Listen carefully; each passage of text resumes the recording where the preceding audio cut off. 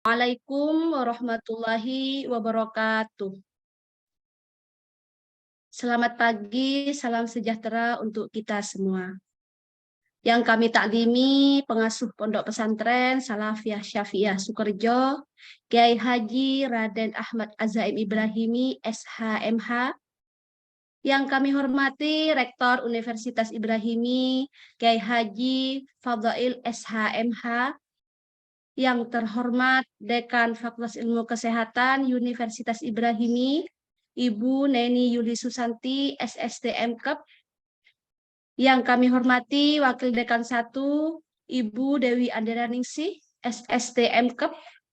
Yang kami hormati Wakil Dekan 2, Ibu Rini Junaida, SHMH.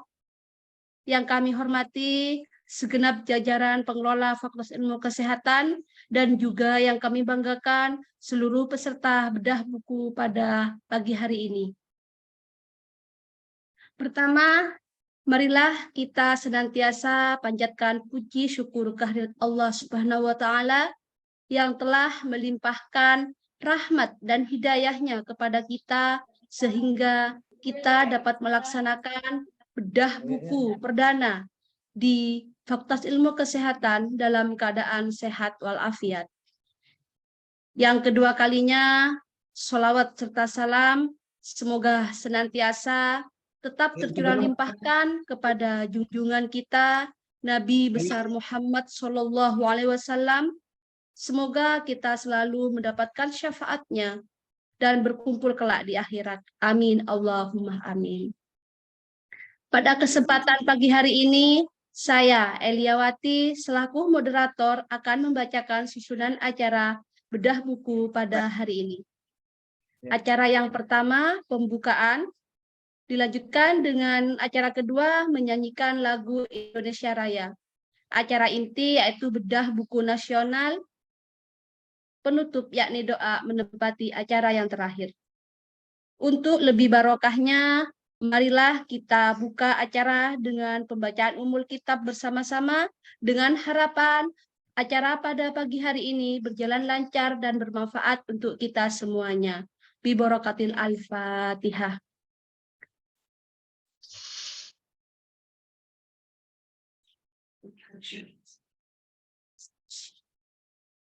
Terima kasih.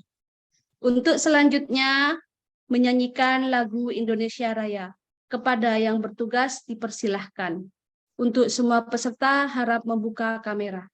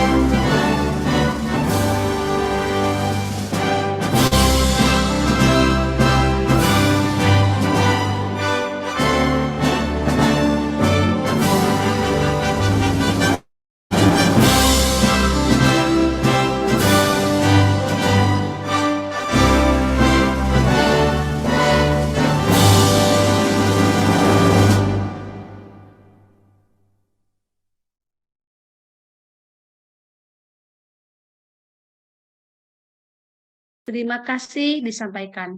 Untuk acara selanjutnya yaitu acara inti yang mana kita akan mengupas tuntas bedah buku dengan judul Studi Literasi Buku Saku Pintar Asik, karya Ibu Dewi Andariah Ningsih.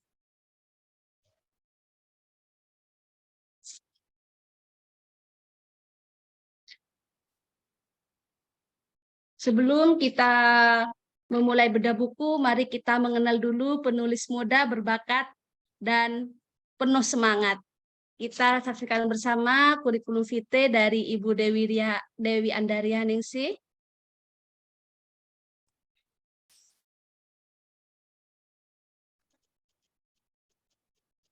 Mbak Operator, mohon bantuannya untuk nge-share kurikulum vitae-nya Bu Dewi.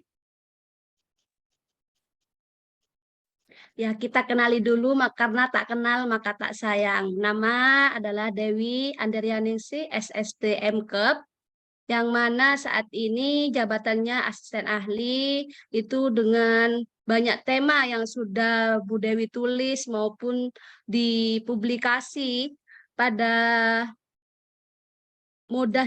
pada saat baru jadi dosen sampai sekarang sudah karya-karyanya luar biasa sekali, dan ini merupakan pertama kali Bu Dewi untuk bedah buku secara nasional bersama-sama, dengan harapan pada pagi hari ini kita semua dapat menimba ilmu apa yang ingin disampaikan oleh Ibu Dewi Andariah Ningsih. Itu berikut kami share untuk kurikulum vitae dari Ibu Dewi. Jika ingin mengenal lebih lanjut dengan Ibu Dewi, bisa dicatat nomor teleponnya. Dan saat ini Ibu Dewi mengampu 6 mata kuliah: asuhan persalinan dan menyusui, asuhan kebidanan nifas dan BBL, konsep kebidanan anatomi, asuhan kegawat daruratan obstetrik nasional, asuhan kebidanan komunitas. Jadi perlu diketahui kepada seluruh peserta, Ibu Dewi ini walaupun saat ini nulis buku ASI, itu sudah dipraktekkan sendiri oleh Ibu Dewi dengan memberikan ASI eksklusif full kepada anak kedua. Jadi Bu Dewi ini memang sudah pakarnya di bidang ASI eksklusif, karena memang pengalaman Bu Dewi tidak hanya di teori saja, tidak hanya di materi saja, tapi langsung praktek langsung kepada anak yang kedua. Dan mungkin nanti dari para peserta bisa menanyakan panjang lebar bagaimana tipsnya, bagaimana caranya, karena memang pada saat itu Ibu Dewi ASINya luar biasa sekali, sangat banyak sekali, dengan apa rahasianya dan bagaimana caranya, itu mungkin yang menjadi penasaran nantinya. Itu yang akan menjadi topik menarik kita pada pagi hari ini. Untuk menyingkat waktu, saya serahkan kepada Ibu Dewi untuk memaparkan bedah buku pada pagi hari ini. Waktu dan tempat kami persilahkan.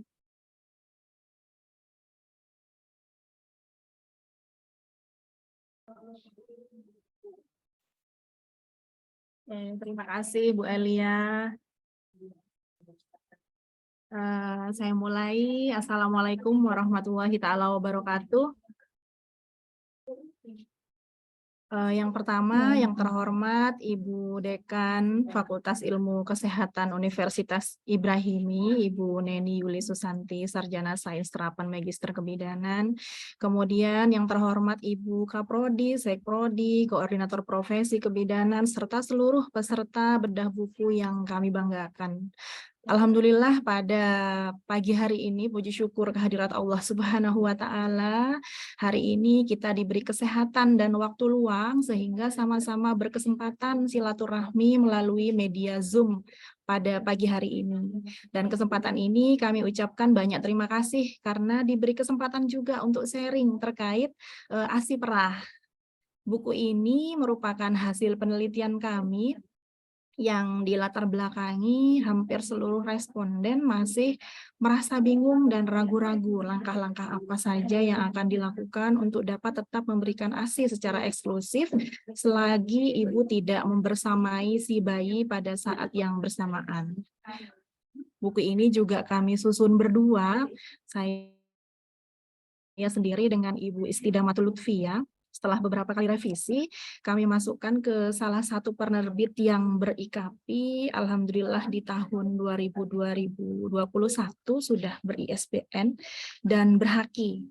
Jadi buku ini didominasi oleh gambar-gambar dan penjelasan singkat mengenai ASI perah yang dikemas dalam buku saku kecil, sehingga mudah dibawa oleh si pembaca dan dapat dibeli melalui Google Bookstore. Halamannya kurang lebih 66 halaman, terdiri dari 27 subbab tema.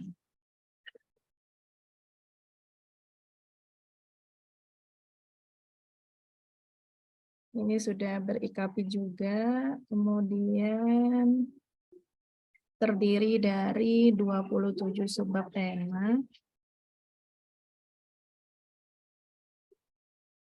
Nah, ASI dan menyusui. ASI dan menyusui ini biasa kita sebut dengan ASI perah. Kalau untuk yang diperah ya, ASI perah ini disimpan dan diberikan kepada bayi sesuai dengan kebutuhannya.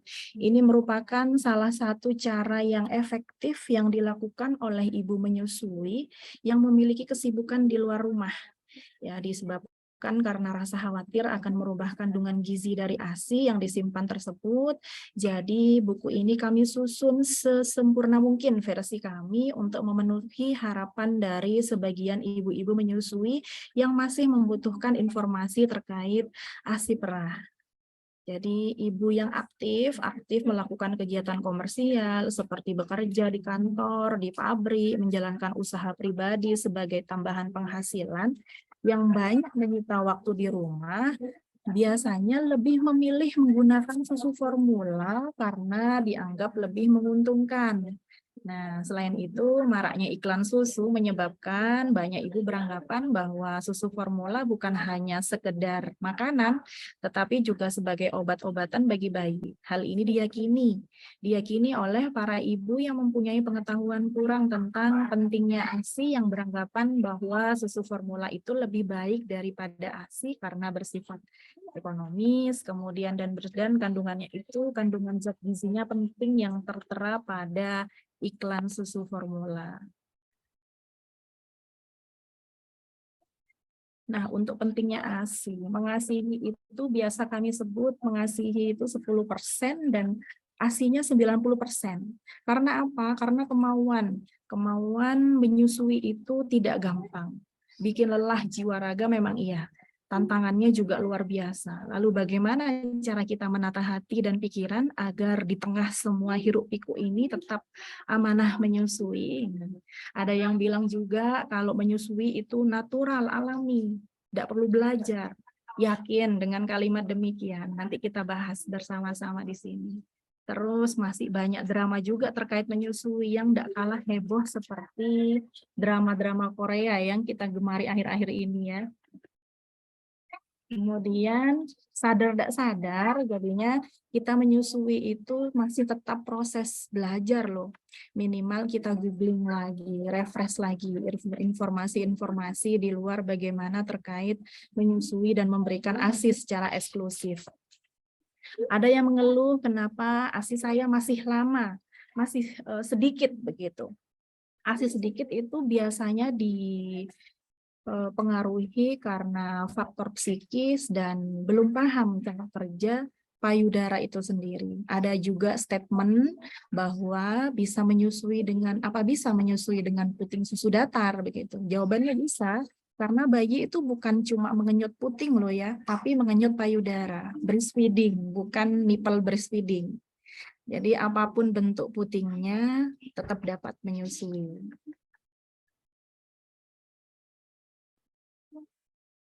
Nah, ini pentingnya ASI karena ini hubungannya antara dua insan, bayi dan ibu. Jadi ada keuntungan untuk bayi dan ada keuntungan untuk ibu. Untuk bayi sendiri itu bisa memenuhi kebutuhan gizi yang lengkap karena komplit ya. ASI itu tidak hanya untuk minuman biasa, tapi juga memenuhi kebutuhan nutrisi si bayi. Mudah dicerna yaitu mudah diserap oleh si bayi, melindungi dari infeksi, kemudian alergi dan obesitas, serta mencegah kerusakan gigi. Jadi bersyukur ibu-ibu yang bisa mengasihi, bisa memberikan ASI secara lancar dan tuntas minimal sampai 2 tahun. Kemudian untuk ibu sendiri dapat mempererat hubungan kasih sayang ibu, bayi, dan mengurangi perdarahan pasca melahirkan. Ini ada hubungannya dengan involusi uteri pada masa nifas. Kemudian mengurangi resiko kanker payudara, kanker rahim, dan diabetes, hemat karena langsung dari ibu sendiri, tidak perlu dibeli, dan mudah diberikan karena semua ibu pasti punya payudara ya, payudara, dan jadi mudah diberikan kepada si bayi yang baru melahirkan. Nah, menyusui itu juga butuh proses. Jadi semakin sering ibu-ibu itu menyusui bayinya akan membuat ibu dan bayi semakin mahir. Yang belajar bukan hanya bayinya, tapi ibunya mencari posisi yang nyaman bagaimana. Kemudian mengasihi si bayi dengan posisi-posisi yang nyaman untuk ibu dan untuk bayi. Jadi tidak hanya nyaman di salah satu pihak, nyaman untuk keduanya. Sama seperti naik sepeda, semakin sering seseorang berlatih, maka semakin cepat untuk dapat memperoleh keseimbangan. Nah, sama halnya seperti menyusui. Jadi sering-sering melakukan proses menyusui, bonding attachment akan dapat antara ibu dan bayi. Dan posisi-posisi yang nyaman juga akan didapat oleh si ibu dan bayi pada saat proses menyusui. Menyusui itu juga suatu kewajiban yang penuh dengan perjuangan ya. Jadi semangat dan jangan menyerah untuk ibu-ibu yang saat ini masih proses menyusui. Adapun beberapa problem atau masalah yang biasa dihadapi oleh ibu-ibu bekerja dan menyusui. Jadi yang pertama yaitu waktu pemberian ASI secara langsung berkurang karena tidak bertemu dengan si bayi. Kemudian minimnya pengetahuan tentang manajemen laktasi, terus minimnya pengetahuan tentang ASI perah, minimnya kesempatan untuk memerah ASI di tempat kerja karena tidak ada tempat khusus. Kemudian ini perbandingan ASI dan susu formula. Jika dilihat dari antibodinya, ASI ini sangat banyak memiliki kandungan antibodi. Susu formula sedikit, masih perlu tambahan dari kandungan-kandungan yang perlu ditambahkan dari zat-zat yang lain. Kemudian jika dilihat dari pencernaan, ini sangat mudah dicerna, sangat mudah diserap oleh tubuh bayi. Beda halnya seperti susu formula. Ada beberapa susu formula yang bisa menyebabkan bayi itu tersebut diare. Untuk ketidakcocokan, ASI itu selalu cocok untuk semua bayi ya. Beda halnya seperti dengan susu formula, bisa menyebabkan alergi dan bisa disimpulkan tidak cocok digunakan oleh bayi. Bayi bisa memilih beberapa susu formula yang cocok. Beda halnya seperti ASI. ASI langsung cocok diberikan kepada si bayi. Adapun persiapan untuk ASI, pompa ASI, untuk susu formula masih butuh susu bubuk, kemudian botol, sterilizer. Kemudian untuk biaya ASI itu gratis. Gratis mau kapanpun diperlukan, selalu ada, selalu ready. Beda halnya seperti susu formula yang harganya cenderung lebih mahal. Nah, ASI perah jika bunda-bunda kembali bekerja, jadi tidak perlu khawatir karena tidak dapat menyusui bayinya. Bisa tetap memberikan ASI secara eksklusif ini, yaitu dengan menggunakan ASI perah. ASI yang diambil dengan cara diperas pada bagian payudara, lalu disimpan untuk bayinya.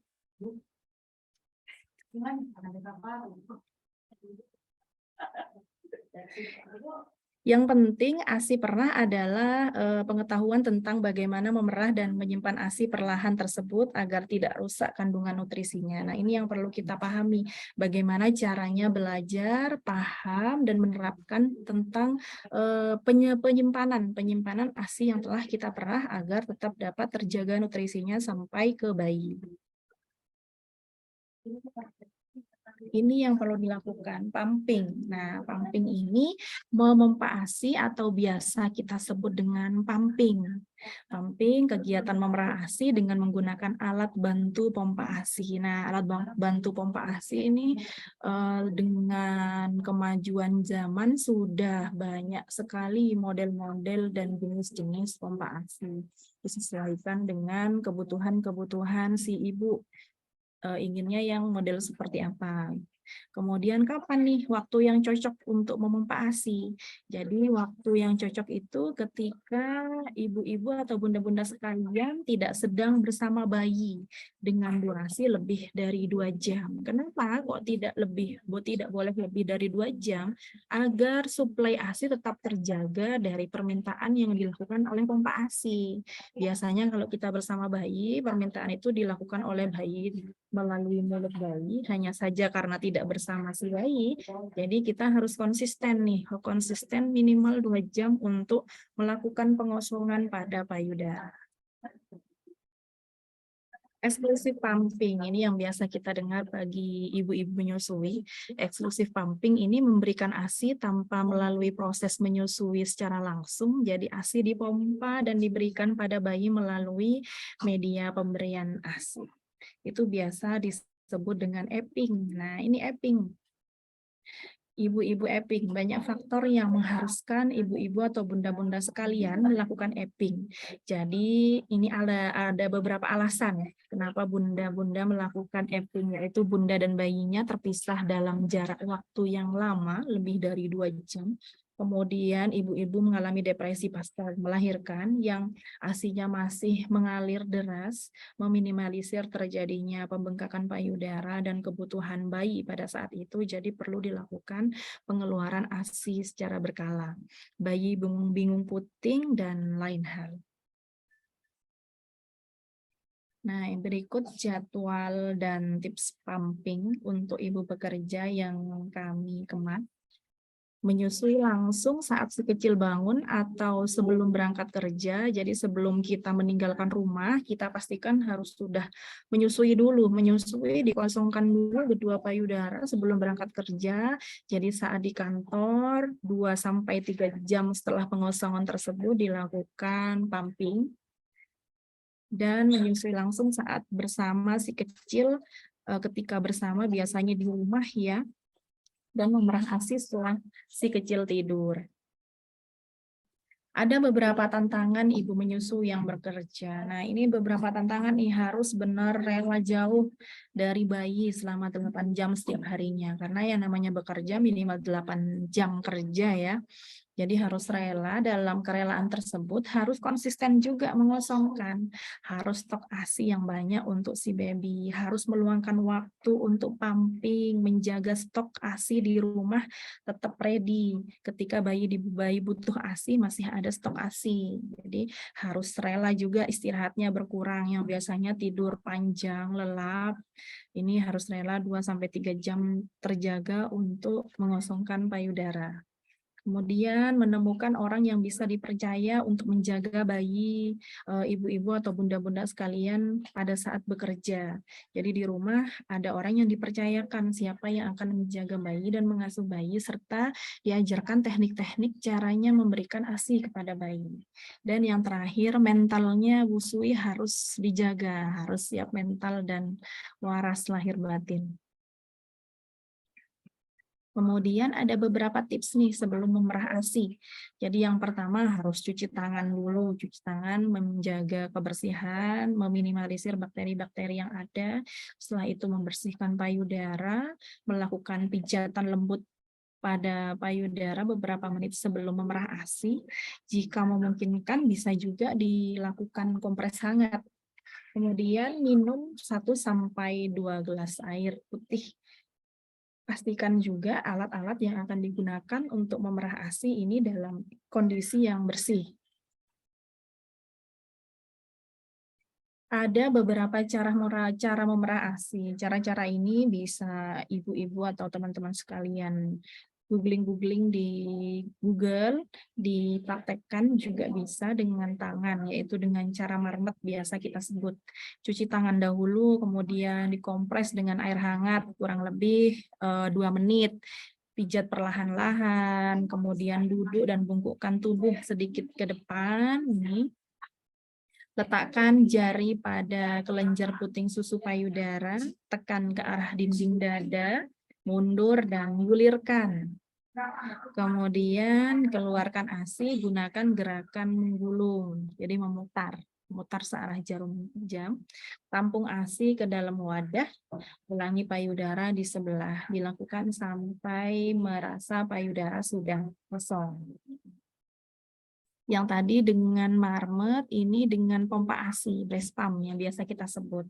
Sama, pasti diawali dengan cuci tangan terlebih dahulu, pastikan alat yang akan digunakan ini bersih, kemudian cari posisi yang nyaman untuk ibu, letakkan alat isapnya di payudara. Untuk breast pump sendiri, di dalam kotaknya pasti ada aturan dan cara pakai breast pump. Jadi nanti ibu-ibu sudah pasti bisa menyesuaikan dengan langkah-langkah dan aturan pakai di kotak pompa ASI. Jadi perlu ditekan pegangannya jika menggunakan pompa ASI manual atau hanya cukup menghidupkan mesin on-off pada pompa elektrik. Di pompa ASI ini akan menekan payudara dan menyimpan ASI dalam botol yang terpasang. Sebaiknya dicuci dengan air panas dan sabun sebelum dan setelah pompa digunakan agar pompa tetap steril. Nah, ada beberapa tips dan cara menjaga hasil perahan ini tetap stabil. Jadi harus konsisten. Ibu menyusui harus meyakinkan mindsetnya ASI cukup. Jangan merasa semakin hari produksi ASI saya ini menurun. Jadi apa yang harus dilakukan? Tetap jaga kondisi feeds-nya, kemudian konsumsinya harus benar-benar bergizi, istirahatnya ya. Diperah ASI-nya 2-3 jam sekali, minimal 2 jam sekali. Jaga asupan cairan tubuh, kemudian jaga nutrisi makanan, berpikir positif. Jadi minim stres. Ibu menyusui itu harus diminimkan stresnya, dimindsetkan bahwa ASI-nya pasti cukup untuk si bayi, cukup untuk kebutuhan si bayi, dan suasana hati yang bahagia. Ini poin terakhir yang perlu digarisbawahi untuk ibu-ibu yang biasanya ibu nifas galau ya. Jadi suasana hati benar-benar harus tetap dijaga agar bahagia. Bagaimana cara menyimpan ASI? Air susu ibu perah itu harus dengan ada teori terkait tips penyimpanan, daya tahan. Jadi perlu kita tahu juga kesalahan dalam menyimpan itu seperti apa. Jadi dari sini biar kita belajar bagaimana caranya agar menjaga suhu dan kondisi ASI perahnya tetap dalam kondisi yang sesuai harapan. Nah, ini tips menyimpan ASI. Yang pertama, menyimpan ASI perah yang dianjurkan menggunakan botol kaca, karena lemak ASI tidak menempel di kaca. Di kaca tersebut, isi botol 2/3 bagian saja, karena tutup akan terlepas jika terlalu penuh, agar botol tidak pecah. Nah, kalau menggunakan media kantong plastik, khusus untuk menyimpan selama 3 hari, kurang lebih 72 jam saja, ini tidak dibekukan, karena rawan bocor, robek.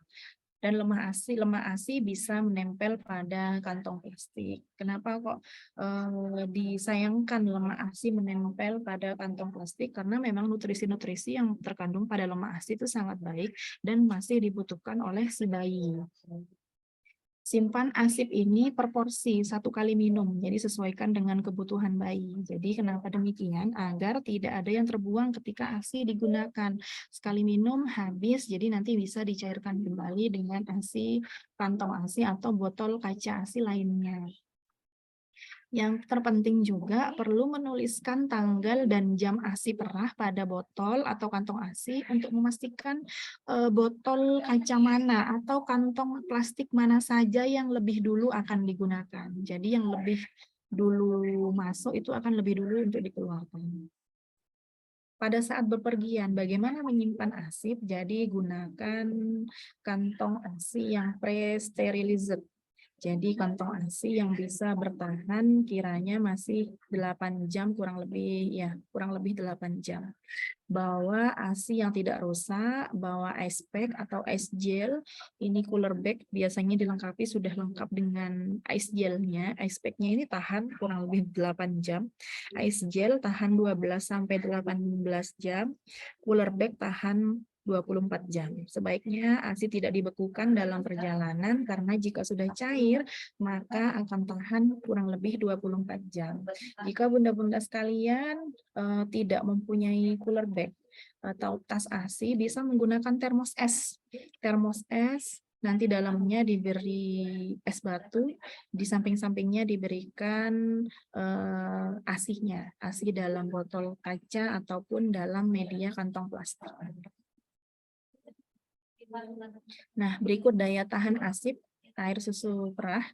Dengan menggunakan deep freezer ini maksimal 6 bulan. Jika menggunakan kulkas freezer ini maksimal 3 bulan. Kalau chiller bagaimana? Ini maksimal hanya 48 jam. Cooler box maksimal 1 hari dan ruangan ber-AC maksimal 6 jam. Untuk suhu ruangan maksimal 4 jam. Jadi dari sini bunda-bunda atau ibu-ibu sekalian bisa paham kiranya ASI-nya, kebutuhan bayinya seberapa banyak sekali minum, bisa disesuaikan.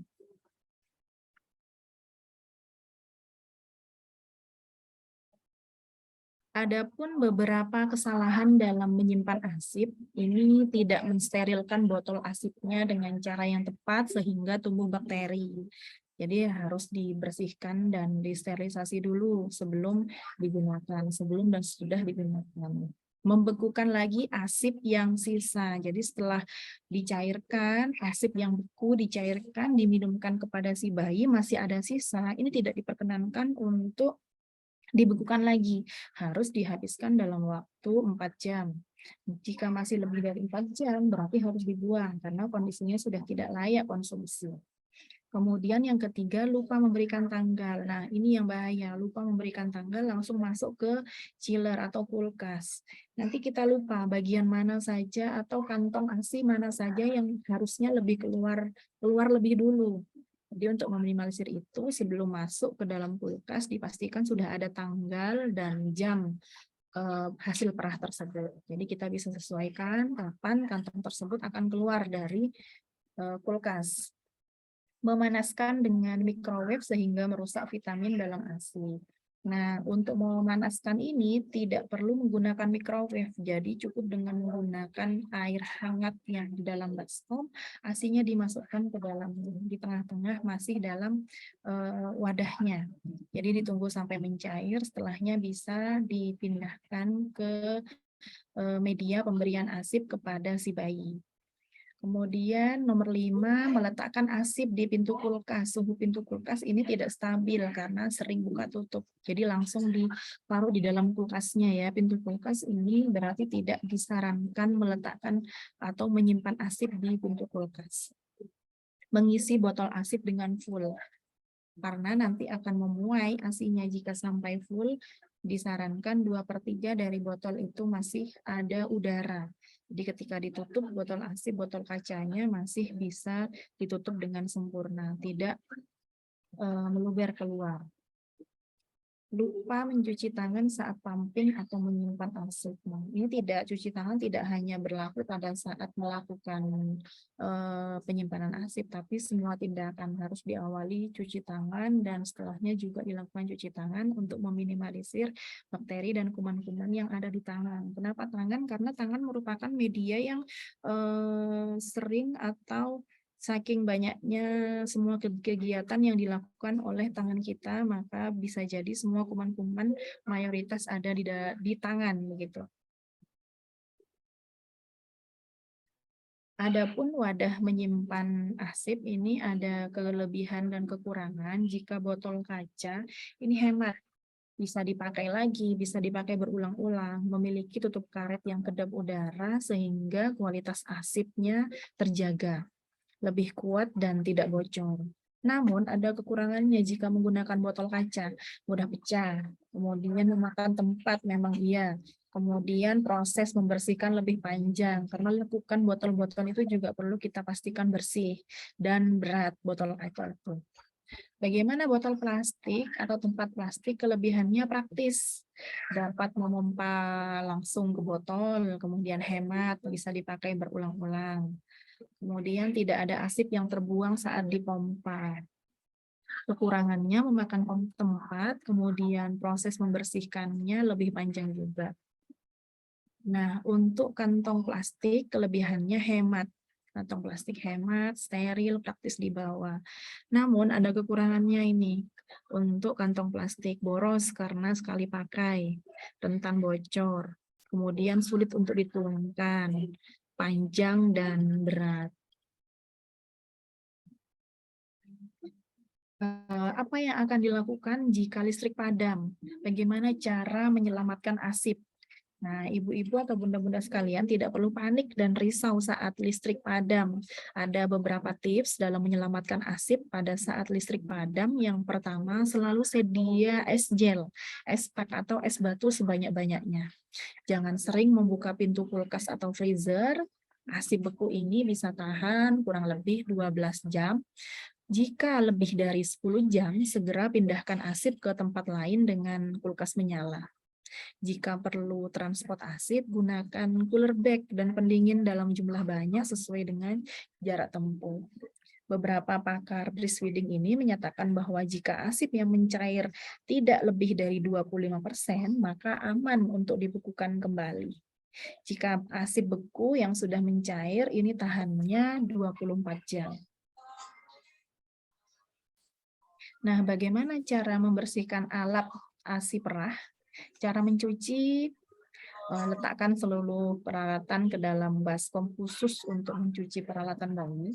Kemudian tuangkan sabun cuci dan air panas ke dalam baskom. Kemudian langkah ketiga, sikat setiap bagian pompa dengan sikat botol khusus peralatan bayi. Ikuti petunjuk pembersihan dari pabrik pompa pembuat ini media arsip, kemudian bilas dengan air mengalir, kemudian langkah selanjutnya bisa dikeringkan secara menyeluruh, meletakkan peralatan pompa di atas tisu atau serbet dapur, kemudian biarkan sambil seluruh peralatan kering, pastikan seluruh area yang digunakan untuk mengeringkan peralatan bersih dari debu, jangan gunakan serbet atau tisu dapur untuk mengelap.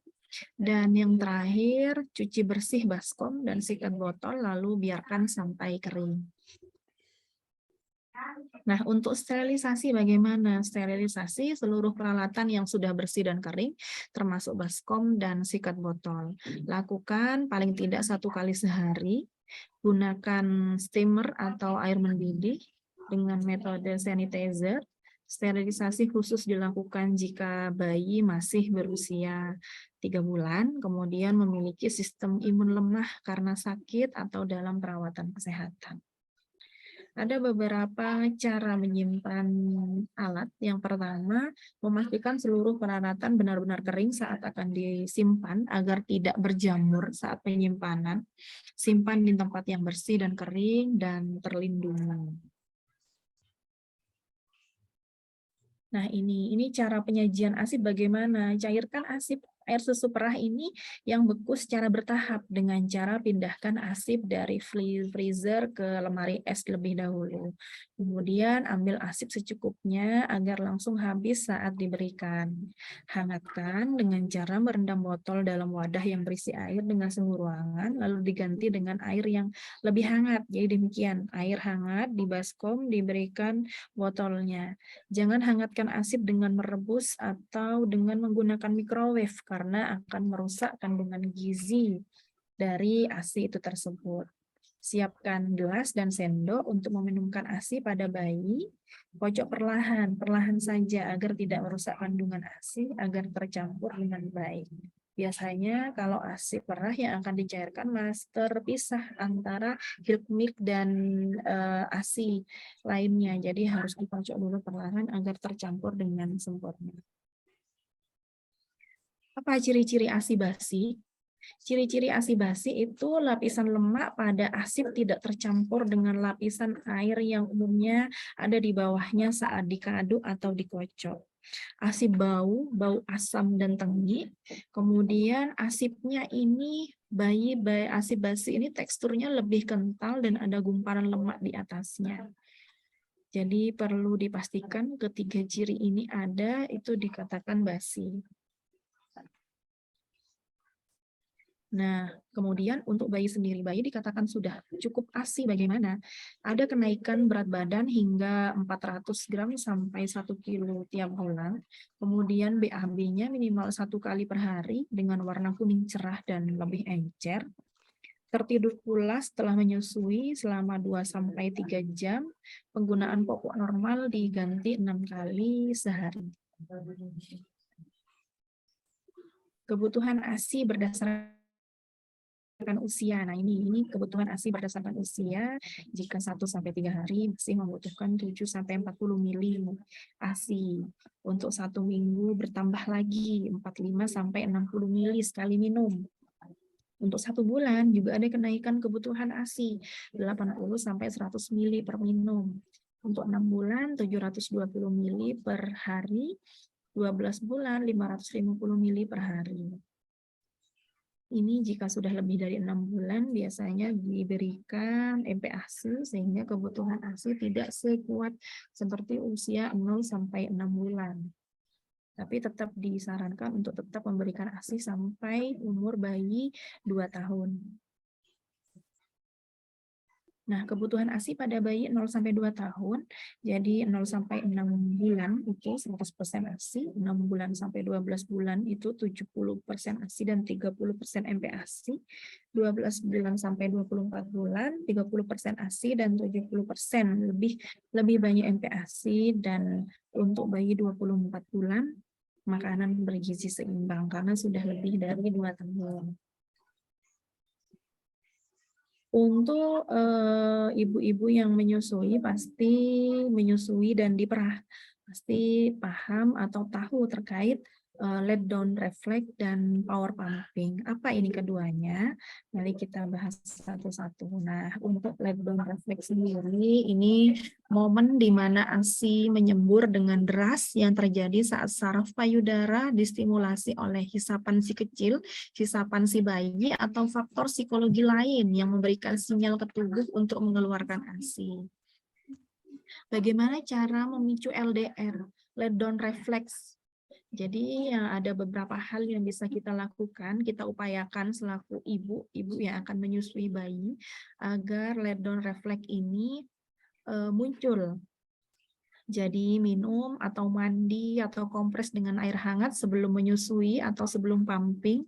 Kemudian pilih tempat yang nyaman dan tenang, rileks agar ibunya merasa rileks. Kemudian massage punggung, pijat punggung saat menyusui dan pada saat melakukan pumping, pikirkan si kecil atau lihat fotonya atau videonya. Kemudian lakukan teknik relaksasi dengan bernafas pelan dan dalam, serta dapat mendengarkan musik yang sesuai dengan keinginan si ibu. Stimulasi puting dengan menarik lembut puting sebelum menyusui atau pada saat pumping. Dan yang paling penting yaitu berpikiran positif. Nah, untuk power pumping. Ini power pumping ini untuk meningkatkan produksi ASI, prosesnya seperti frekuensi menyusui, growth spurt ya. Biasanya lakukan 1 sesi setiap hari dalam 2-3 hari. Kemudian 1 sesi power pumping ini butuh waktu 1 jam dan hasilnya bisa terlihat dalam 3 hari atau 1-2 minggu kemudian. Saat produksi ASI meningkat, ibu bisa melakukan rutinitas pumping dan menyusui seperti biasanya. Nah, ini bisa dilakukan power pumping dengan single breast pump sama double breast pump. Ini biasa dilakukan pada dini hari. Pada dini hari alasannya karena refleks prolaktin sangat tinggi atau sangat bagus pada jam-jam tersebut. Nah, lebih baik memompa ASI setiap 2 jam dengan hasil 100 mili atau memompa ASI setiap 4 jam dengan hasil 200 mili ya. Nah, ini berdasarkan data yang diperoleh, ASI yang dipompa setiap 2 jam sekali dengan teratur, maka hasil produksi ASI akan semakin meningkat. Sementara beda lagi dengan ASI yang dipompa setiap 4 jam sekali, maka produksi ASI akan menurun. Ini sama halnya seperti prinsip semakin sering dikosongkan payudara, maka akan semakin meningkat produksi ASI ibu. Ini ada beberapa tips untuk ibu-ibu sekalian yang pernah merasakan sudah pumping sampai jungkir balik, tapi tetap saja stoknya segini-segini saja. Jadi yang pertama yang perlu dilakukan yaitu rubah mindset-nya. Harus rubah mindset-nya, seberapapun hasilnya di pikiran kita itu harus cukup. Cukup untuk bayi ya. Yang saya hasilkan hari ini berarti ini cukup untuk bayi saya hari ini. Dan esok harus lebih lagi. Saya harus menekankan besok harus bisa lebih baik lagi untuk pumping agar produksi ASI-nya lebih meningkat lagi. Kemudian cek lagi jadwal pumping, sudah tepat waktu atau belum. Jika belum, maka harus diperbaiki jam pumpingnya. Nah, yang ketiga, harus happy terus, harus bahagia. Rubah mindset yang menjemukan dijadikan mindset yang bahagia. Dan harus rileks. Jadi ibu-ibu atau bunda-bunda sekalian harus keras kepala ya, ibu-ibu menyusui itu wajib keras kepala dan terus dapat mengasihi apapun halangannya dan rintangannya, harus tetap semangat agar dapat memberikan ASI yang baik untuk si bayi. Ada juga istilah ASI shaming. Nah, ASI shaming ini ada beberapa komentar-komentar netizen yang bilang emang ASINya cukup ya, kurang makan sayur ya, kok hasilnya sedikit. Biasanya kita dengar dari orang-orang demikian. Kok berat badannya masih sama dengan bulan kemarin nih si adik, ASINya kurang ya, kok bayinya kecil gitu. Secara sadar dan tidak sadar itu kita pasti ada saja yang bilang seperti itu, ASI shaming namanya. Walaupun terkadang tidak sengaja karena tidak tahu ilmunya, tapi yang namanya busui perempuan ya kadang sensitif. Akibatnya dari ASI shaming ini bikin ibu-ibu dan bunda-bunda sekalian down, sedih dan tidak percaya diri dengan hasil pumpingnya. Padahal ASI ibu itu sangatlah cukup untuk memenuhi kebutuhan nutrisi. Jadi baiknya ibu-ibu mulai mengabaikan omongan-omongan mereka yang bikin sakit hati. Jadi harus tetap semangat mengasihi. Ibu-ibu yang menyusui pasti bisa memberikan ASI eksklusif untuk si bayi. Nah, untuk produksi ASI sendiri, ilustrasi produksi ASI ini ada prolaktin. Prolaktin dari produksi ASI, semakin banyak ASI yang diproduksi oleh payudara, semakin banyak yang diminum oleh bayi pada saat menyusui. Payudara tidak mengenal sistem isi ulang atau refill yang biasa kita sebut sesuai dengan ilustrasi di atas. Ketika ASI dikeluarkan dengan cara diteteki atau diperah, saat itu juga hormon prolaktin langsung memproduksi ASI baru. Jadi hormon yang ada di payudara langsung merintah hipotalamus. Ini ASINya kurang loh. ASINya kurang untuk si bayi, ayo segera produksi. Begitu bahasa kiasan yang sederhana yang bisa kita sebut. Jadi cara kerja payudara ini berbeda dengan dispenser ya. Produksinya ASI sebenarnya tidak pernah berhenti dan payudara tidak pernah kosong dari ASI. Jadi tergantung bagaimana hormon di payudara memerintahkan hipotalamus untuk tetap memproduksi ASI. Bagaimana agar hormon di payudara bisa memerintahkan hipotalamus, tetap ada rangsangan untuk mengeluarkan ASI, baik itu melalui media ASI perah ataupun disusukan kepada bayi. Dipastikan ASI kosong 2 jam atau 3 jam sekali, maka hormon di payudara akan memerintahkan hipotalamus untuk memproduksi ASI kembali. Ada juga namanya refleks prolaktin, ada faktor pendukung dan faktor penghalang. Prolaktin dalam darah ini disebabkan dirangsang pada puting susu ibu. Faktor pendukungnya yaitu harus dikosongkan payudaranya, dilakukan isapan oleh bayi, kalau tidak ada isapan harus diperah, pemerasan ASI, dan minum pada malam hari untuk si ibu. Penghalangnya apa? Minum dengan botol biasanya ya. Kemudian prelaktar feeding, ada payudara sakit, obat-obatan ibu, posisi antara bayi dan ibu tidak benar sehingga menimbulkan ketidaknyamanan pada saat menyusui. Nah, ini aliran ASI. Aliran ASI rangsangan hisapan bayi melalui serabut saraf memacu hipofise anterior untuk melepaskan oksitosin dalam tubuh. Nah, dari sini oksitosin memacu sel yang mengelilingi alveoli dan duktuli untuk dapatnya berkontraksi, sehingga aliran ASI dari alveoli ke duktuli menuju sinus dan puting.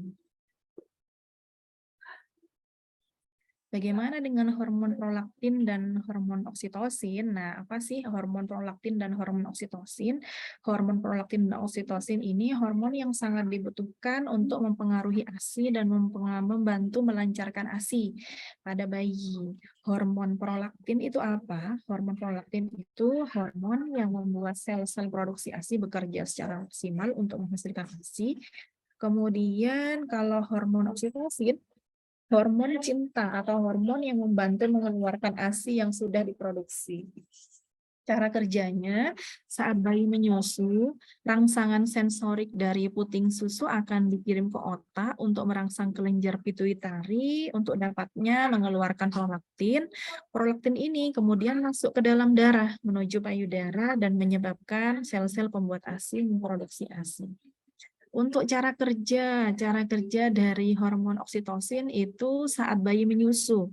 Hormon cinta ini akan memberikan rangsangan sensorik dari puting susu, dikirimkan ke otak untuk merangsang kelenjar pituitari dan mengeluarkan oksitosin yang masuk ke dalam darah menuju payudara, yang membuat ASI mengalir sepanjang duktus. Nah, hormon oksitosin kapan merasakan hormon oksitosin? Nah, ini sensasi diperas atau gelir di dalam payudara sesaat sebelum atau selama menyusui. Jadi seperti ada aliran-aliran air yang mengalir di dalam payudara, ASI mengalir dari payudara saat memikirkan bayi. Nah, ini hormon oksitosin memang benar ada dalam tubuh kita. ASI menetes di payudara. Satu lagi ketika bayi menyusu atau saat pumping.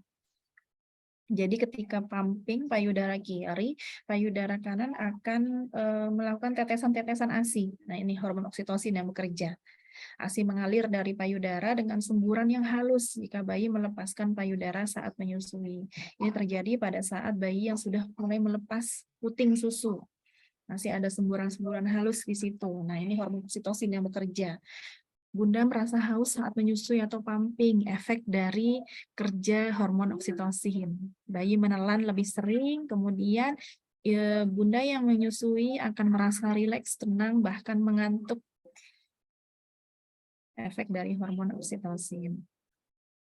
Produksi ASI ini menyesuaikan dengan yang dibutuhkan si bayi. Jadi unik dan ajaibnya ASI ini mampu menyesuaikan dengan kebutuhan bayi. Jadi ketika cuaca panas, ASI akan produksi formil lebih banyak untuk menghilangkan rasa haus pada bayi, dan ketika cuaca dingin, ASI akan otomatis memproduksi helpmik lebih banyak karena memiliki lemak yang bisa membantu menghangatkan tubuh bayi. Ketika bayi sakit, ASI juga akan memproduksi kandungan yang sesuai dengan kebutuhan bayi seperti antibodi. Yang paling penting, ibu-ibu sekalian, itu harus percayakan semuanya ke bayi, karena bayi itu tahu yang dibutuhkan itu apa. Nah, ibu-ibu sekalian perlu juga pengenalan perbedaan warna ASI. Untuk ASI perah, melihat warnanya juga jangan kaget ya, karena warna ASI ini tergantung dari kapan dan waktu keluarnya dan kandungannya juga. Selain di bawah ini ada juga ASI yang warnanya kehijauan dan merah muda. Ini bisa disebabkan karena makanan atau vitamin yang dapat berbentuk suplemen yang Bunda konsumsi. Nah, kalau kolostrum itu berwarna kuning atau agak oranye untuk formil, bening dan berwarna kebiruan dengan kandungan lemak rendah. ASI transisi berubah warna dari oranye ke putih. Untuk helpmik ini berwarna putih dan krem dengan kandungan lemak yang tinggi. Helpmik ini diperoleh untuk ASI perah biasanya pemerahan ASI yang durasinya lebih lama, paling lama akan menghasilkan helpmik. Jika pumpingnya kurang dari setengah jam, maka formiknya yang saja yang akan mendominasi. Beda halnya ketika lebih dari 1 jam, helpmik akan muncul pada ASI perakitan. Jadi akan terlihat perbedaannya di situ. Cara pijat payudara untuk memperlancar ASI, yang pertama yaitu pemanasan. Kompas payudara menggunakan handuk hangat atau breast relaxation selama 2 menit, lakukan 4-5 kali. Pijat puting dari atas ke bawah secara perlahan. Pijat areola dari atas ke bawah, dari kanan ke kiri selama 5-6 kali. Kemudian pijat payudara secara melingkar mengikuti bentuk payudara 5-6 kali setiap payudara. Pijat payudara secara melingkar dan spiral ke arah areola maminya. Nah, bagaimana caranya melatih bayi minum ASI perah? Jadi latihan bayi saat bayi tidak terlalu lapar. Sebaiknya yang diberikan ASI perah itu misalnya diberikan oleh suami, orang tua, pengasuh. Latih dengan media yang Bunda ingin coba, misal soft couple feeder dengan menggunakan sendok, pipet, cup feeder, cangkir, diajarkan secara perlahan. Latih sesering mungkin agar si bayi mulai terbiasa. Nah, si pembuat bingung puting. Bingung puting. Kenapa bingung puting? Karena saat menggunakan dot bayi tidak perlu mengeluarkan usaha untuk menghisap. Tidak ada usaha mengenyot terlalu kuat. Sehingga akibatnya daya hisap bayi ke payudara itu juga melemah. ASI prinsipnya supply by demand, jadi harus sesuai dengan permintaan. Permintaannya menurun, maka supply-nya juga ikut menurun. Dikatakan bingung puting total, bayi menolak menyusu. Total, tidak mau menyusui.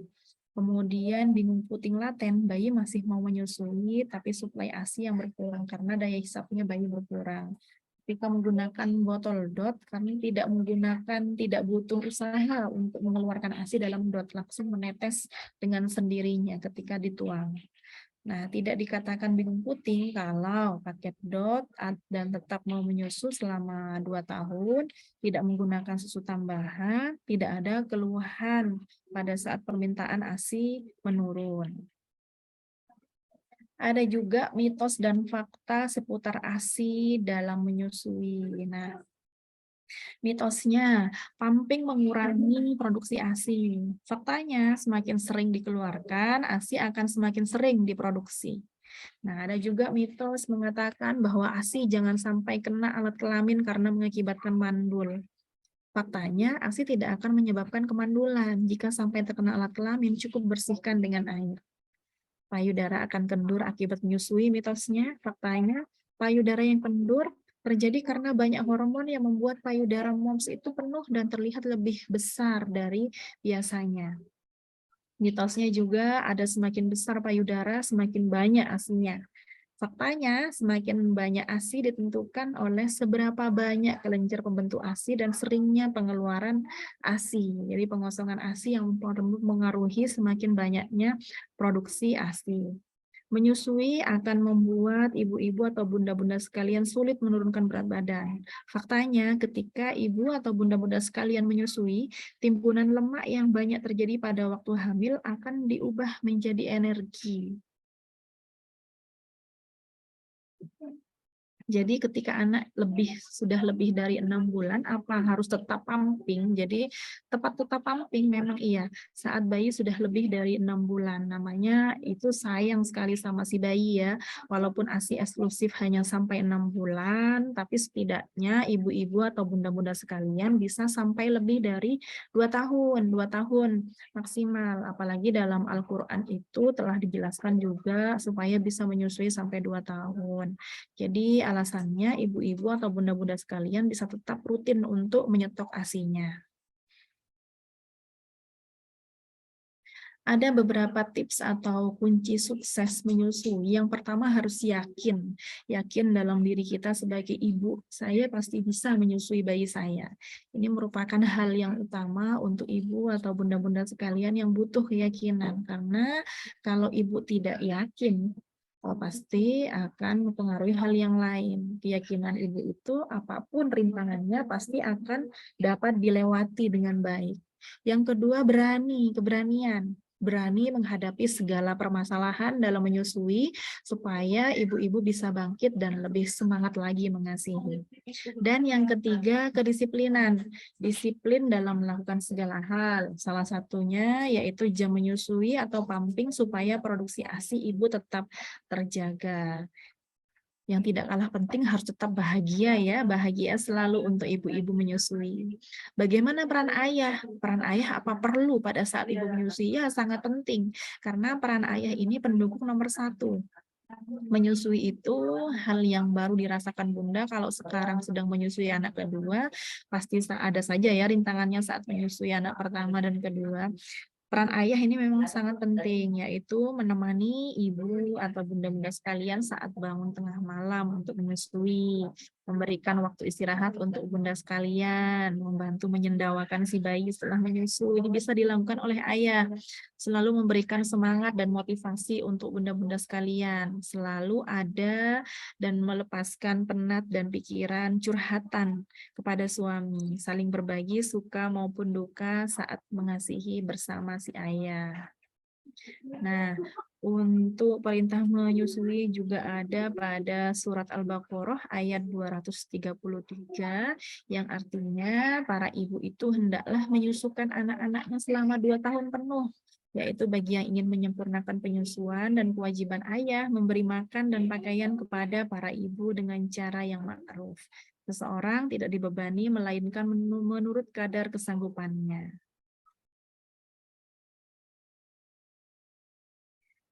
Jadi prinsipnya menyusui itu bukan hal yang mudah ya, tapi bukan hal yang mustahil juga untuk bisa kita lalui. Prosesnya itu bisa dilakukan bertiga, ibu, ayah, dan bayi. Bila ayah mendukung dan tahu manfaat ASI, keberhasilan ASI eksklusif akan mencapai rating maksimal. Sebaliknya, kalau dukungan suami menurun, maka tingkat keberhasilan ASI eksklusif juga akan menurun. Jadi tetap semangat bagi ibu-ibu yang akan dan tetap menyusui bayinya sampai 2 tahun. Terima kasih, itu saja mungkin paparan dari saya. Saya kembalikan ke Bu Elia selaku moderator dalam kegiatan pagi hari ini. Assalamualaikum warahmatullahi wabarakatuh. Waalaikumsalam Waalaikumsalam warahmatullahi warahmatullahi taala wabarakatuh. wabarakatuh. Alhamdulillah sudah dibahas tuntas oleh Ibu Dewi Andar tentang literasi buku saku Pintar Asip. Nah, di sana sudah menarik sekali, sudah banyak sekali cara-cara terus tentang bagaimana sih kita bisa memberikan ASI kepada anak kita walaupun kita dalam keadaan bekerja ataupun melakukan aktivitas di luar rumah. Mungkin kami dari moderator membuka 2 sesi. Untuk sesi pertama kita buka untuk 3 penanya. Mungkin bisa juga tanya kepada Bu Andar bagaimana Bu Andar bisa memberikan ASI eksklusif kepada putri keduanya. Nah, saya buka untuk sesi pertama 3 penanya, mungkin bisa dibuka suaranya untuk melakukan pertanyaan. Ada Ibu. Dari semester 2 kebidanan, silakan disebutkan namanya dan pertanyaannya apa. Saya perwakilan dari semester 2, Ausofil Karima, Ibu.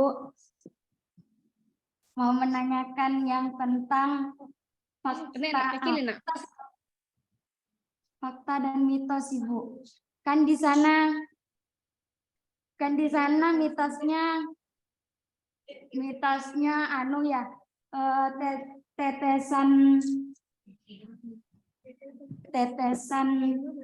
tetesan air susu yang jatuh ke kemaluan katanya bisa menyebabkan mandul. Terus faktanya itu apa? Jika dibersihkan. Jika mandul bisa dibersihkan. Nggak akan mandul jika dibersihkan. Apakah jika tidak dibersihkan akan menyebabkan mandul? Terus penyebabnya itu kok bisa, kalau seumpamanya iya Bu, kok bisa ini, kok bisa mandul gitu Bu. Terima kasih Bu.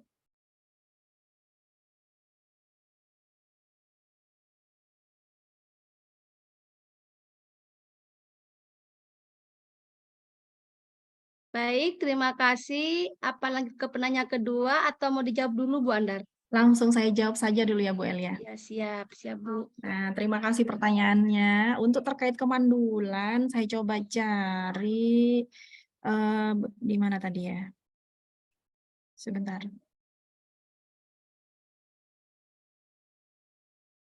Nah, ini ya. ASI jangan sampai kena alat kelamin karena mengakibatkan mandul. Ini mitos ini berangkat dari hal-hal yang sosial budaya yang biasa kita dapatkan di luar, bisa kita dengar di luar. ASI itu jangan sampai kena alat kelamin karena bisa menyebabkan mandul. Tapi realitanya ASI itu tidak ada hubungannya dengan kemandulan, begitu. Kalaupun ASI-nya betul kena alat kelamin, cukup dibersihkan dengan air. Kesimpulannya, kemandulan tidak ada hubungannya dengan tetesan ASI, begitu.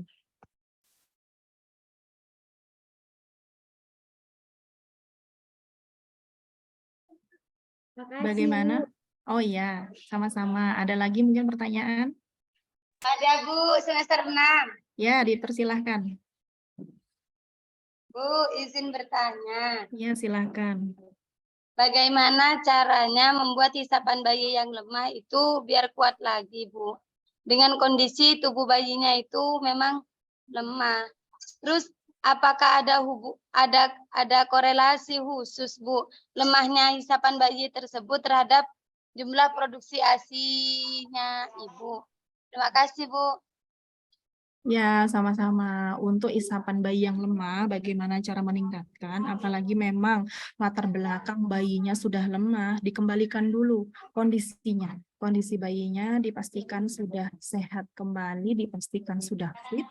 Ketika bayi sudah fit, sehat, bugar, dimungkinkan isapan bayinya juga akan semakin kuat. Isapan kuat itu juga dipengaruhi oleh si ibu. Tadi usaha bayinya, usaha bayi kembali dalam kondisi yang sehat. Usaha ibu memastikan produksi ASI-nya tetap lancar. Pada saat bayi lemah bisa dilakukan dengan ASI perah, dipamping ASI-nya. Pada saat bayinya sudah sehat, bisa langsung ditetekkan kepada payudara ibu.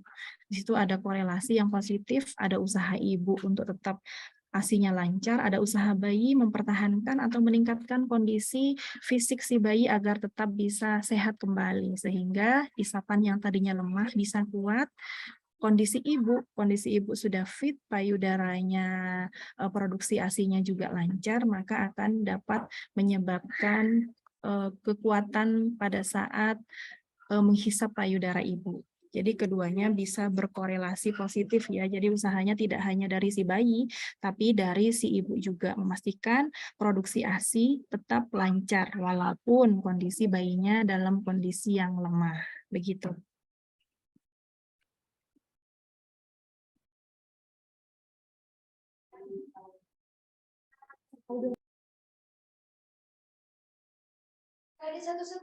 Gimana? Sudah puas dengan jawaban Bu Dewi?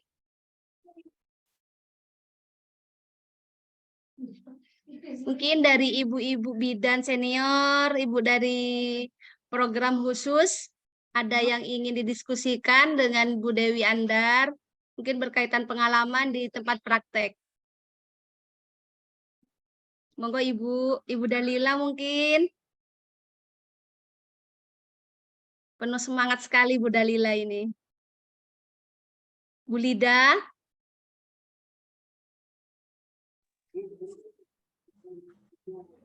Ini ibu-ibu masih di tempat nggak Bu?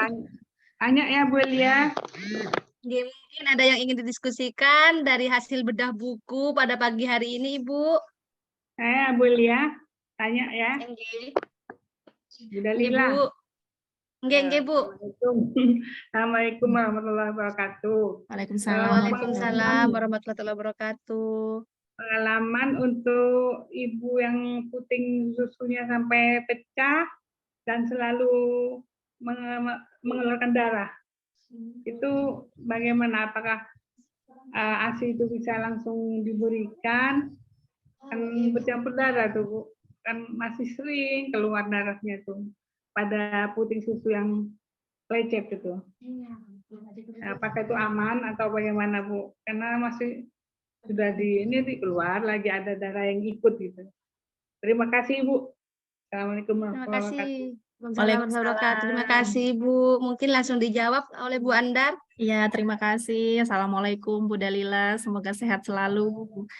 Amin. Ya, terkait pertanyaannya, bagaimana dengan ibu yang punya pengalaman putingnya pecah sehingga mengeluarkan darah pada saat menyusui. Ini bagaimana baiknya, bagaimana cara mengatasinya?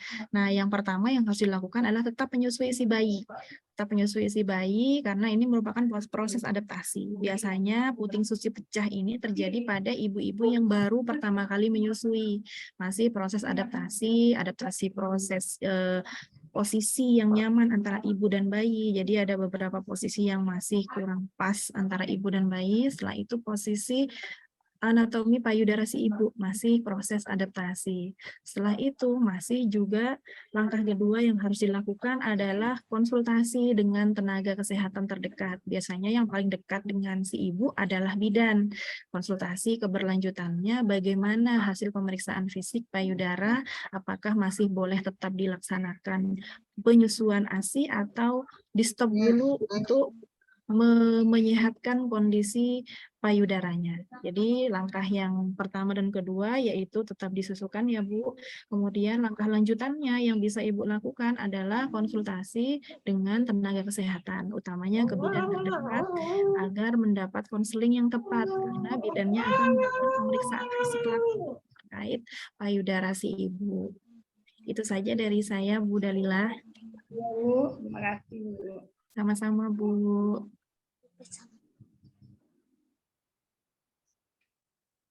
Ya, untuk selanjutnya sesi pertama kita tutup, dilanjutkan dengan sesi kedua. Mungkin ada pertanyaan lagi, Ibu Lida, Ibu Devi sudah buka suara, mungkin ada yang ingin didiskusikan dengan penulis pada pagi hari ini. Oke. Assalamualaikum warahmatullahi wabarakatuh. Waalaikumsalam warahmatullahi Warahmatullahi wabarakatuh. wabarakatuh. Terima kasih kesempatannya untuk Bu Elia dan Bu Dewi Andar. Di sini saya sedang memiliki bayi usia 2 bulan. Yang ingin saya tanyakan di sini, ASI itu dipengaruhi juga dengan konsumsi apa yang ibu makan dan apa yang ibu minum. Nah, ketika saya setiap kali makan itu pasti meminum air kurang lebih 1 liter karena saya memang penyuka sekali air putih. Nah, ketika saya menyusui itu pasti air susu yang keluar itu bening. Nah, ketika bayi menyusu, otomatis dia kenyang terlebih dahulu dengan ASI yang bening. Nah, apakah ASI yang bening itu perlu saya perah dan saya buang dulu untuk mendapatkan ASI yang kental atau yang yang hin milk? Karena ketika ASI yang bening tadi itu diminum oleh bayi sebelum mendapatkan yang kekentalan, bayinya sudah kenyang duluan. Dan apakah itu juga mempengaruhi berat badan bayi? Terus untuk yang kedua, ketika menyusui bayi harusnya minimal 2 jam sekali kita menyusui bayi. Namun bayi saya itu tipe bayi yang sangat susah dibangunkan ketika per 2 jam dan ketika akan disusuin bayi tidak mau membuka mulut. Nah, itu saya khawatir ketika bayi tidak mau menyusu per 2 jam sekali juga akan pengaruhi berat badan karena asupan ASI-nya berkurang yang masuk ke dalam tubuhnya. Apakah itu juga mempengaruhi berat badan bayi karena asupannya tidak per 2 jam. Seperti itu, Ibu. Sampun, Bu Elia. Terima kasih Ibu Devi Asriati. Ini lagi punya anak kedua ya Bu Devi ya. Mungkin langsung dijawab oleh Bu Dewi Andar. Ya, terima kasih Devi. Ini salah satu alumni kami yang saat ini sedang menyusui juga ya.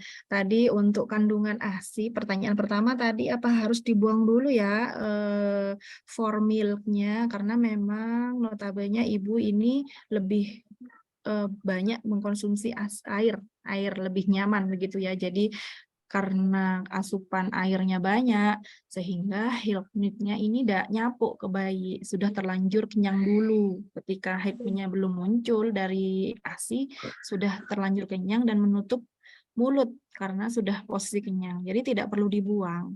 Kembali lagi ke filosofi ASI. ASI itu sesuai dengan kebutuhan bayi. Apalagi Devi ini di rumah langsung kontak dengan bayi ya, tidak pernah ditinggal sedikit pun si bayi. Itu kebutuhan bayi memang segitu. Kalaupun memang ingin meningkatkan berat badan, bisa juga diperah untuk mendapatkan Hilkmik-nya. Kalau mau mengacu pada kenaikan berat badan, dipastikan dulu juga ritme kenaikan berat badan per bulan untuk si bayi. Kurang atau tidak. Kalau masih dikategorikan masih normal, berarti aman dengan posisi menyusui yang demikian.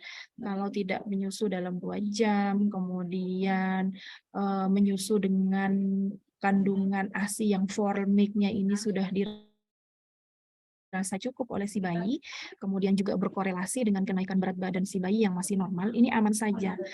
Kalau tidak aman, bisa juga disiasati dengan diperah ASI-nya untuk mendapatkan Hilkmik, karena di Hilkmik ini kandungan lemaknya lebih tinggi daripada formil. Untuk durasi menyusui yang 2 jam tidak mau bangun atau susah bangun, yang penting berat badannya aja yang ini yang jadi acuan. Jika berat badan normal, tidak ada masalah, tiap bulan masih aman. Tapi kalau berat badan dikiranya masih ada penurunan tiap bulan, itu yang akan menjadi catatan oleh si ibu. Bagaimana cara meningkatkan ASI yang diberikan oleh ibu, disiasati dengan pompa dulu. Pompa agar mendapatkan Hilkmik tetap diberikan kepada bayi, bisa dengan disedokin atau dengan cup feeder, bisa juga dengan memberikan model yang demikian. Jadi kesimpulannya tidak perlu dibuang ya ASI-nya, menyesuaikan dengan kebutuhan bayi dan dilihat grafik kenaikan berat badan si bayi. Itu jawaban dari saya Bu Elia, mungkin ada tambahan lagi. Wow, semakin siang semakin seru ini ya Bu ya. Namanya berkaitan dengan ASI. Mungkin ada yang lain lagi. Ini ada Ibu Ayun, mungkin juga pengalaman memberikan ASI. Atau ibu-ibu bidan senior yang lain. Monggo Ibu, mungkin pengalaman di tempat praktek, mungkin ketemu pasien yang dengan banyak keluhan tentang pemberian ASI, bisa didiskusikan pada bedah buku kali ini. Mumpung lagi temanya seru sekali tentang ASI, yang mana ASI ini memang semakin kita bahas semakin unik dan semakin menarik.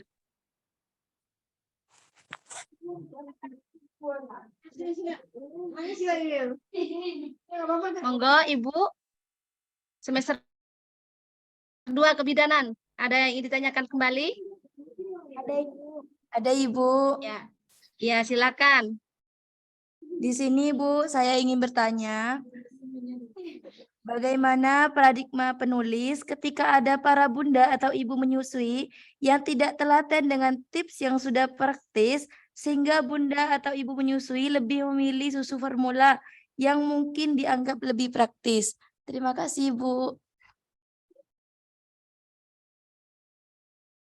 Pertanyaannya luar biasa sekali Bu. Itu bagaimana Ibu penulis untuk menghadapi bunda yang tidak mengikuti dari yang sudah Ibu tulis? Oh iya, terima kasih ya. pertanyaannya, berbobot sekali ya pertanyaannya ya. Oke, bagaimana peran kami sebagai penulis jika menghadapi beberapa ibu atau komunitas yang notabene lebih memilih susu formula daripada ASI eksklusif, begitu ya? Karena kami sebagai tenaga kesehatan, kami hanya sebagai pemberi informasi dan mengedukasi pentingnya pemberian ASI. Jikapun nanti kenyataannya si ibu tersebut lebih memilih susu formula, itu merupakan pilihan dari ibu dan keluarga itu sendiri. Jadi kita sebagai tenaga kesehatan mengedukasi, mengkonseling, mengajak pentingnya pemberian ASI, manfaatnya juga kita sampaikan kepada si ibu, manfaatnya untuk bayi kita sampaikan. Lagi-lagi pilihan untuk menyusui dan tidak menyusui itu kembali pada si ibu masing-masing. Jadi kembali pada individu-individu ibu-ibu itu tersendiri. Jika ada yang berminat untuk tetap mengasihi dan butuh edukasi dan pendampingan oleh kami akan senang sekali. Tapi jika ada yang sudah kami lakukan edukasi, kami berikan informasi dan tidak ada informasi atau keberlanjutan terkait ASI-nya dan lebih memilih untuk susu formula, ya sudah, kami juga tidak akan memaksa karena itu merupakan pilihan dan keputusan yang ditetapkan oleh ibu dan keluarga itu sendiri. Begitu dari kami. Terima kasih, Bu. Sama-sama. Makasih. Selanjutnya mungkin ada lagi satu kali lagi. Satu Ada, orang Ibu. lagi. Ada, Nanti Ibu. untuk selanjutnya akan diberikan pengalaman dan tips-tips untuk teman-teman semuanya. Silakan semester 4. Ibu, mau izin Ya, bertanya. silakan. Ibu gimana kalau sama ibu yang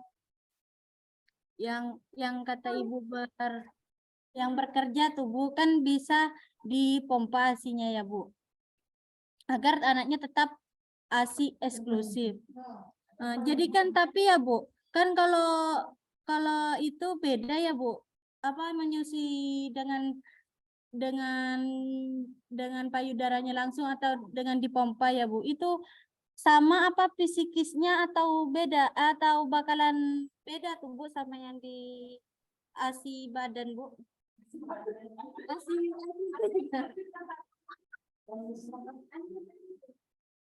Gimana Ibu? Yang ditanyakan psikisnya siapa? Si bayi atau ibu? Psikisnya si bayi ke ibunya. Psikisnya si bayi ke ibunya. Oke, pertanyaannya bagus. Ini yang ditanyakan karena pemberian ASI perah dengan kondisi ibu bekerja. Alasannya karena memang ibu bekerja itu pasti kurang lebih 8 jam ada di tempat kerja, sementara bayi dalam waktu 8 jam tersebut masih butuh ASI.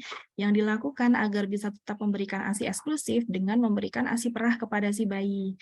Di sini kekurangannya ASI perah, tidak ada bonding attachment antara ibu dan bayi, tidak ada kedekatan pada saat menyusui karena disusuinya dengan media pemberian ASI, tidak langsung dengan si bayi. Di situ. Psikisnya bayi, kalau bayi itu bisa dilihat dari tanda gejalanya pada saat pemberian ASI. Setelah memberikan ASI bayinya nyaman, tidak rewel, tidak kembung, berarti aman. Ya, itu indikatornya.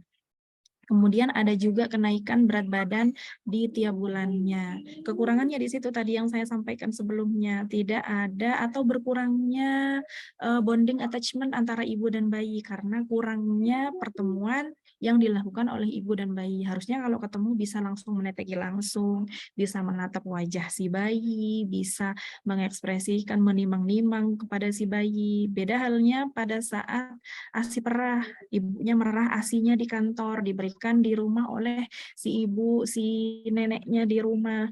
Beda ya, bedanya di situ tidak ada bonding attachment yang terjalin kepada bayi oleh ibu. Bagaimana cara mengantisipasi itu pada saat di rumah? Pada saat ketemu di rumah, solusinya tadi untuk ibu yang menyusui, tadi mana ya, harus menyusui dulu sebelum bekerja. Kemudian di kantor dipastikan 2-3 jam sekali mengosongkan payudara. Dan yang terakhir tipsnya yaitu pada saat bertemu di rumah langsung menetekkan ASI-nya kepada si bayi agar bonding attachment yang tadinya tertunda selama 8 jam di kantor masih bisa ditutupi atau bisa dilengkapi pada saat bertemu si bayi di rumah. Itu dari saya. Ya Ibu, makasih Bu. Satu kali Ya. lagi Bu. Iya, boleh. Jadi tadi kan ada penjelasan menurut bulan kebutuhan ASI eksklusif itu ada beberapa mili. Kalau dia menyusui ASI eksklusif, bagaimana cara mengukurnya? Kalau sudah terpenuhi, sudah cukup atau masih belum? Soalnya ada tetangganya saya itu punya anak yang masih belum berumur 40 hari, sekali nyusu itu bisa lama Ibu, sampai keluhan dari ibunya, kalau sekali nyusu itu bisa berjam-jam, mau dilepas aja kadang kebangun gitu. Itu cara apa Ibu? Cara mengukur bayinya itu cukup ASI ya, cara bayi cukup ASI dilihat dari sini. Ada 4 poin yang perlu dijadikan indikator. Yang pertama, harus ada kenaikan berat badan tiap bulan, minimal 400 gram. Kemudian BAB-nya 1 kali per hari dengan warna kuning, cerah, dan lebih encer. Kemudian bayinya tenang, tertidur pulas setelah menyusu kurang lebih 2-3 jam, sama penggantian popok. Kalau pakai popok normalnya ganti 6 kali sehari. Kalau dengan ilustrasi tadi disampaikan bahwasanya bayi itu bisa meneteki 2-3 jam ya, 2-3 jam ketika mau dilepas tidak mau. Itu bisa jadi hanya epping saja, ngenyot aja tanpa adanya keluar ASI. Bayi merasa nyaman dengan posisi demikian, masih merasa sih dari intrauterin ke ekstrauterin yang biasanya di dalam perut masih posisi mengenyot di dalam perut, ketika di luar ketemu payudara yang bau payudaranya itu mirip seperti bau plasenta, masih disamakan, jadinya masih mengenyot dengan posisi demikian. Indikatornya ini ya, ketika memang bayinya lebih lama menyot, ibunya tidak ada kesibukan apapun, silahkan tidak apa-apa. Yang akan menjadi indikator harus ada kenaikan berat badan tiap bulan, kemudian tidurnya pulas, bayinya tenang, tidak kembung, kemudian BAB-nya minimal 1 kali per hari dengan warna yang kuning cerah, sama estimasi penggunaan popoknya minimal 6 kali sehari.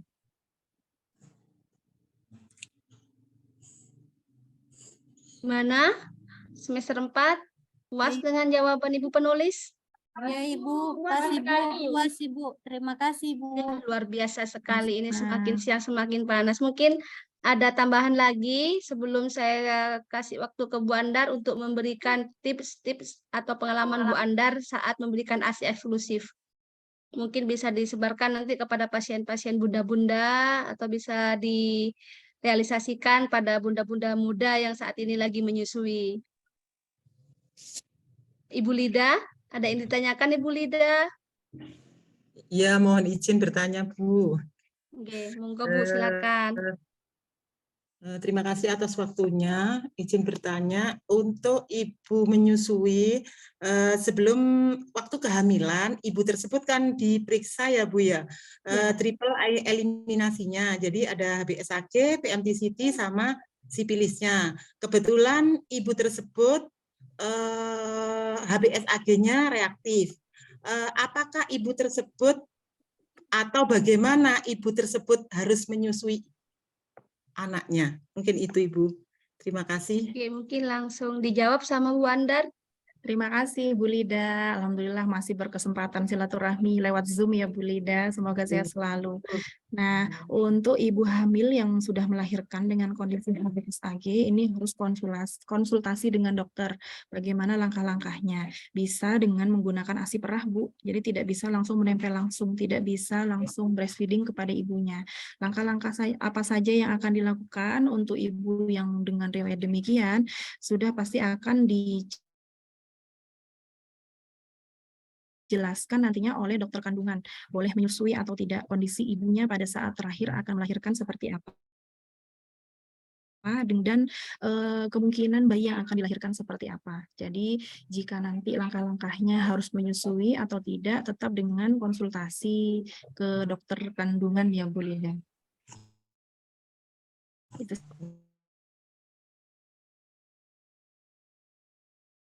yang bekerja, jadinya kita bisa sama-sama dapat memberikan ASI eksklusif kepada bayi meskipun tidak bertemu langsung dengan si bayi. Jadi semangat buat ibu-ibu pejuang ASI yang bekerja saat ini.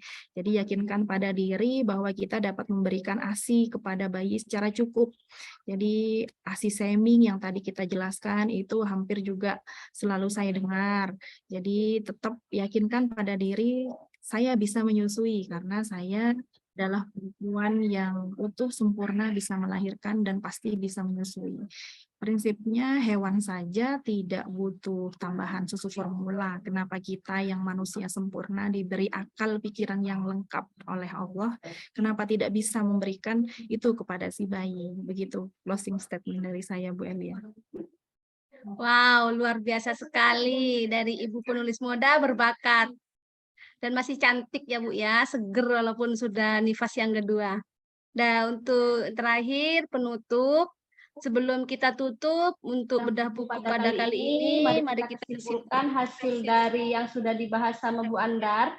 Intinya mengasihi ibu itu 10% ASI, 90% kemauan. Masalah ibu bekerja yang baru saja melahirkan adalah ketika akan meninggalkan bayinya untuk bekerja kembali, ketika masa cuti telah selesai sementara ASI menjadi kebutuhan utama bagi bayi.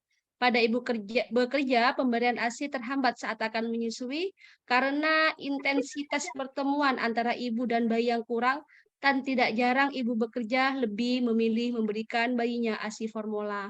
Nah, harapannya setelah bedah buku pada siang hari ini, ke depan banyak ibu-ibu bekerja maupun melakukan aktivitas di luar memberikan ASI kepada bayinya dengan komitmen memberikan ASI adalah yang terbaik kepada putra dan putrinya untuk generasi bangsa. Tidak pesimis, tetap selalu optimis untuk memberikan ASI sebaik-baiknya kepada putri dan putra yang kita lahirkan. Untuk selanjutnya kita foto bersama untuk membuka kamera. Ada peserta bedah buku untuk diambil gambarnya. Perlu diketahui kepada peserta, nanti akan dibuatkan sertifikat, karena sertifikat ini mewakili dari SKPI, nanti untuk mahasiswa, pendamping ijazah, bahwa kegiatan-kegiatan yang diikuti di Fakultas Ilmu Kesehatan, seperti itu.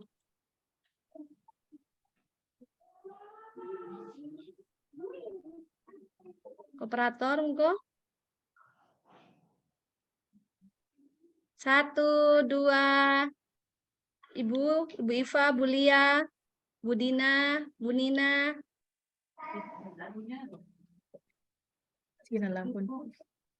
Oke, monggo operator. 1, 2, 3. Satu kali lagi. 1, 2, 3. Terima kasih. Terima kasih Semangat banyak. untuk ibu-ibu semua dalam memberikan ASI kepada putra dan putrinya. Untuk selanjutnya kami serahkan kepada Ibu Yeni untuk menutup dengan doa. Bismillahirrahmanirrahim. Ya Allah, ya Fattah, wahai Zat yang Maha Pembuka rahmat, rahmat yang tinggi kami haturkan kehadirat-Mu, sehingga pada hari ini kami dapat melaksanakan acara bedah buku di tempat ini. Kami agungkan asma-Mu, karena semata-mata rahmat dan nikmat-Mu lah yang menyertai kehadiran kami. Amin. Untuk itu, ya Allah, ridhoilah dan berkatilah acara ini. Ya Allah, ya Rahman, ya Rahim, sinanilah kami dengan cahaya keperkasaan-Mu. Berilah kami kekuatan dan petunjuk kepada kami, agar kami memperoleh ilmu yang berkah dan bermanfaat. Sehingga kami termasuk orang-orang yang dapat mengemban amanah dan orang yang pandai bersyukur atas nikmat yang Engkau anugerahkan kepada kami dengan senantiasa menggunakannya untuk mengabdi kepada masyarakat, agama, nusa, dan bangsa. Ya Allah, ya Ghafur, ya Tawwab, lindungilah kami, bangsa dan negara kami. Bimbinglah kami agar senantiasa berada di jalan yang Engkau ridhoi. Ya Allah, kabulkanlah doa dan permohonan kami. Amin, amin, ya Rabbal Alamin. Wassalamualaikum warahmatullahi wabarakatuh. Waalaikumsalam warahmatullahi wabarakatuh. Kepada peserta bedah buku dimohon untuk nanti mengisi link absensi karena akan diberikan sertifikat untuk pendamping ijazah. Kurang lebihnya kami sebagai pembawa acara mohon maaf atas segala keliru dan terima kasih atas segala perhatian. Wabillahi taufiq wal hidayah. Wassalamualaikum warahmatullahi taala wabarakatuh. Look who we are the dreamers, we make it happen, guess we believe it. Look who we are.